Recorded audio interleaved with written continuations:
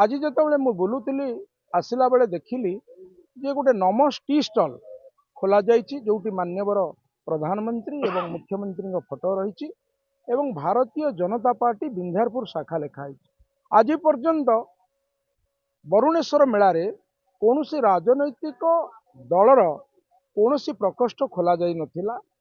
T stall खोलिबा किसी आपत्ति नहीं। जब मो बीडीओ तहसीलदार एवं स्थानीय सरपंच एवं एग्जीक्यूटिव अफिसर को मो दृष्टि आकर्षण करुच्ची यथाशीघ्र यहाँ उपरे सरकारी ऑफिसर भाव में तांकर दायित्व ग्रहण करंतु।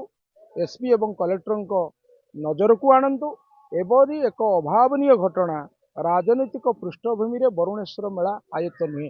बाबा टी स्टल करंतु किंतु प्रधानमंत्री एवं मुख्यमंत्री फोटो दे जदि से प्रधानमंत्री मुख्यमंत्री को भारतीय जनता पार्टी विंध्यारपुर शाखा बरुणेश्वर मेला को आनी परिवे यह सबुठु बड़ सौभाग्यर कथा मु भाविबी।